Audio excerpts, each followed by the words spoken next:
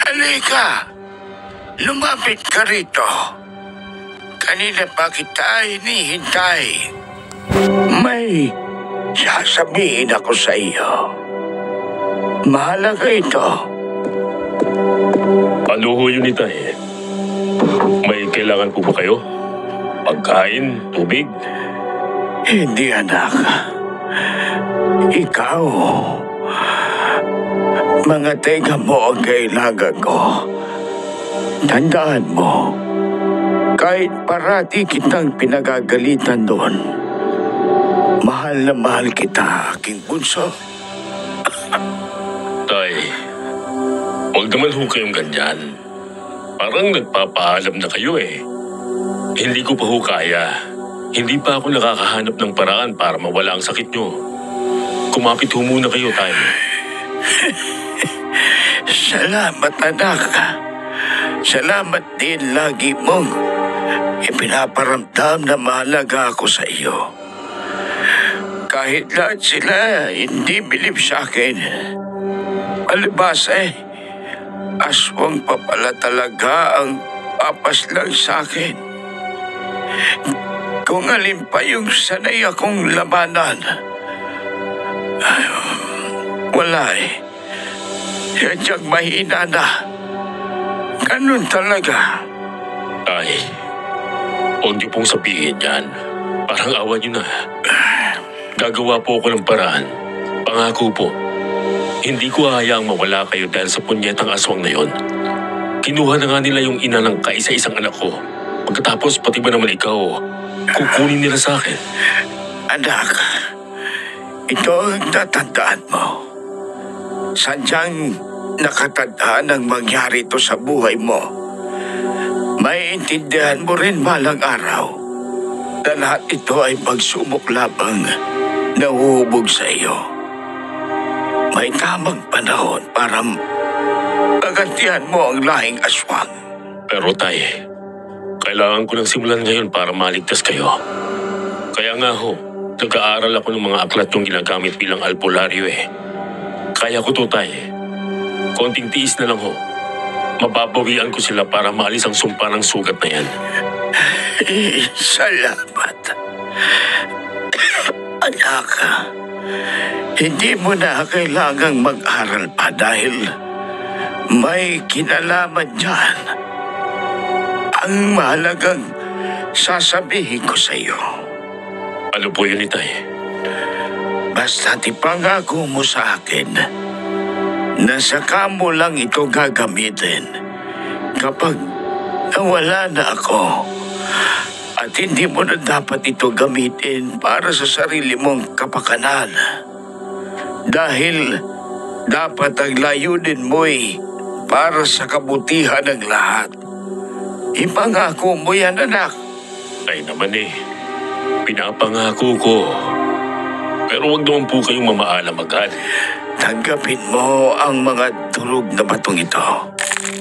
Ihalo mo sa banal na tubig at inumin. Ipapasa ko na sa iyo ang kapangyarihan ko. Dahil alam kong ikaw ang karapat-dapat na magmana nito. Alam kong dakila ang puso mo, anak. Alam kong hindi mo ako bibiguin. Kaya, anak, tinatanggap mo ba ang responsibilidad ng pagiging albularyo? Opo, Tay. Bata pa lang ako. Gusto ko nang sumunod sa yapak nyo. Sakto rin to dahil sa pamamagitan niyan, magagantihan ko na ang mga aswang. Magagamot ko na kayo, Tay. Uubusin ko silang lahat. Matitikman nila ang galit ko. Anak, hindi pa ito ang tamang oras na ubusin mo silang lahat. Hindi ka pa handa. At ikapapahamak mo lamang yan. Saka hindi ba? Kapapangako mo pa lang na gagamitin mo lamang ito. Kapag wala na ako. Ay naman, bakit ba ayaw mong tulungan ko kayo? Ano ho bang problema? Kung gusto ko na silang gantihan. Dahil hindi ito ang kapalaran mo. Kung gagamitin mo lang yan habang buhay pa ako, mapapahaba ka lang at mas mapabibilis ang pagpanaw mo, anak. Ngayon, kung ayaw mong mangyari yon, sundin mo na lang ang sinasabi ko. Pero tay, Wala nang pero-pero, Apin, anak. Tanggapin mo na yan at tandaan mo na darating ang araw na susubukin ang kakayahan mong yan. Titimbangin ang iyong paniniwala sa lahing aswang. At ikaw na ang bahala kung tutulong ka sa isang katulad nila. Maaring yon ang maging daan para magapi mo ang kanilang buong angkan. Kaya anak, gamitin mo ang kapangyarihang yan ng may puso. Mahal kita, kaya't naniniwala ako sa iyo. tay, hindi kita naiintindihan pero tinatanggap ko. Tinatanggap ko ang mga habilin nyo. Magpahinga na muna kayo. At tutuparin kong pangako ko para mas makasama ko pa kayo ng matatag. Tay, huwag niyo muna akong iwan. Huwag muna tayo.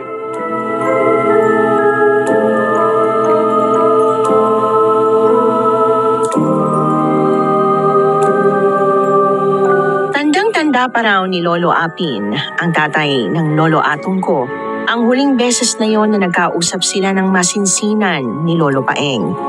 Pero bago ako magpatuloy, magandang araw po muna at kilalanin niyo ako bilang si Jomar. May agaran lang akong tanong. Kung kayo ho ba si Lolo Apin, tatanggapin niyo kaya ang kapangyarihang maging albularyo? Paki-comment ho naman ang sagot para malaman ko rin ang karanasan ninyo. May pagkakatulad kaya ito sa kwento ng Lolo Atong tungkol sa kanyang ama? Siya nga pala, ibabahagi ko na lang ito na parang ako si Lolo Atong para hindi nakakalito. Ngayon, muli itong naalala ni Tatay Apin pagkatapos ng 2 dekada. At ito'y dahil na rin sa kagagawan ko. Paano ba naman nagkaroon kasi ng panganib na hindi inaasahan? Isang gabi sa may kakahuyan malapit sa bahay ni Tatay.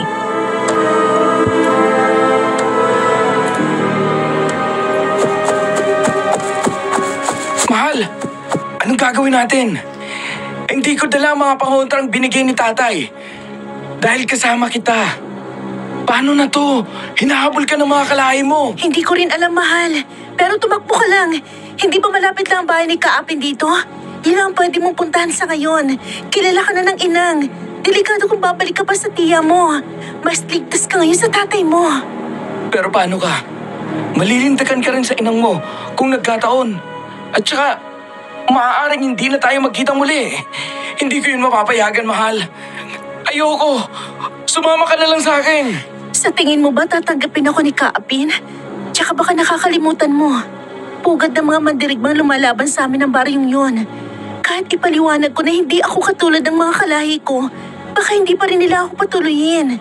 Sabi ko naman kasi sa'yo, huwag na muna tayo magkita ngayong gabi. Nabuking tuloy tayo. Pero mahal, hindi naman pwedeng habang buhay tayong magtatago. Tara na, sumama ka na kina Tatay. Tatanggapin ka nun. Akong bahala, pero kailangan mo ring magmakaawa. Patutunayan natin na mabait kang aswang. Kaya nga kita minahal dahil doon. Teka, Atong, magtago ka. Tumakbo ka doon sa malagong puno na suha na yon. Malakas ang hangin. Tsak na gumamit ang inang ng kapangyarihan. Lalansihin ko sila. Babalikan kita rito, huwag ka maingay. Banggitin mo ang kung anumang dasal na itinuro ni Kaapin para hindi ka nila makita. Babalikan kita, mahal, pangako. Pero mahal, Mila, sinasabi ko na nga ba? Tinatridor mo ang ating lahi. Umibig ka sa isang walang kwentang tao, kaya parurusahan kita. Akala mo ba matatakasan mo ako? Subukan mo lang dahil pati ang kasintahan mo, babalatan ko ng buhay. Hindi ako natatakot sa'yo, Inang. Hindi mo ako makukuha. Tumitiwalag na ako sa lahi natin. Ayoko ng klase ng pamumuhay nyo. Mga demonyo kayo. Kampo ng kadiliman. At ikaw hindi? Hindi! Kailanman hindi ako magiging katulad yung mga halimaw. May puso ako na katulad ng kay Itay. Pinalaki niya ako ng tama. Hindi katulad mo ng demonyo. Ipokrita! Umibig ka rin naman sa isang tao gaya ni Itay. Hindi mo alam ang sinasabi mo, Mila. Sadyang hindi mo pa naiintindihan ang pagiging aswang. Kaya ipaiintindi ko sa'yo. Halika dito! Hindi mo ako matatakbuhan! Hindi ka na makakalayo! Hindi mo kayang kapangyarihan ko! Baka nakakalimutan mo ang kakayahan mo ay kakayahan ko rin. Kaya hindi na ako babalik sa'yo, demonyo! Anong sabi mo? Mila! Mila, nasan ka? Leche! Magaling kang ang bata. Sinamantala mo ang naghahalong usok at hamog, kaya gumamit ka ng hangin. Nawala tuloy ang amoy mo! Hindi mo na matatakasan ang pagiging aswang, Mila. Babalik at babalik ka sa pinanggalingan mo. Tandaan mo yan!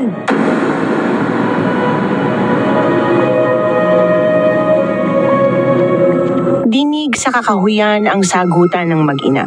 Hanggang sa hindi na sumagot si Mila. Nagsialisan ang mga aswang at binalikan niya ako.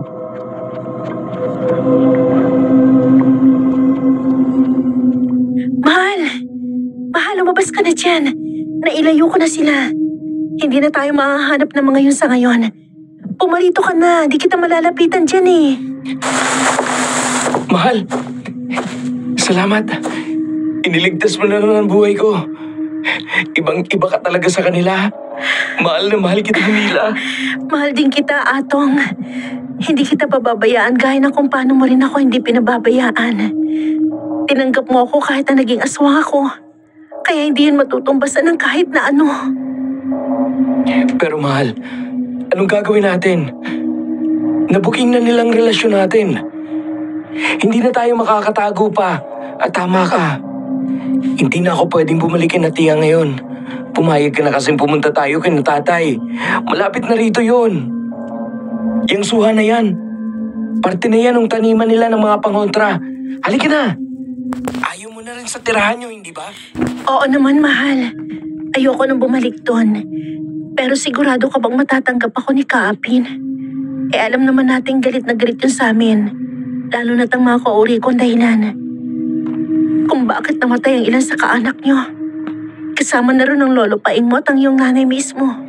Pero sanggol pa lang tayo nang mangyari yun. Wala kang kinalaman doon, Mila. At saka, hindi ka pa naman aswang nun. Dahil lumaki ka sa tatay mo. Sigurado ako, maiintindihan ka nun. Kahit na hindi ko siya kasamang lumaki, alam kong malawak ang pag-iisip niya. Mabuti na lang din talaga at hindi ka kilala ng inang. Hindi niya alam na anak ka ni Kaapin. Dahil kung hindi, ikaw ang unang dinambahan nun. Pero sige, pumapayag na ako. Total, wala na rin naman ako ibang mapupuntahan eh. Sa inyo na lang muna tayo makisilong. Pansamantala. Ayos, mahal. Pambawi ko na rin ito sa pagliligtas mo sa akin. Sus, wala ka namang kailangang bawiin dahil ginagawa ko yon kasi mahal kita. Ang pinoproblema ko lang, ang proteksyon na bumabalot sa baryo niyo laban sa amin. Tsaka, ang mga pangontra sa bahay kubo ni Kaapin. Paniguradong puno yun ng pangontra dahil albularyo siya. Akong bahala. Kakausapin kong Itay. Halika na. Umalis na tayo. At baka mabalikan pa tayo rito ng inang mo. Lumihis kami ng daan sa lugar na walang pangontrang madadaanan hanggang dumating kami malapit sa bahay. Wala nang gising noon sa malalayong kapitbahay.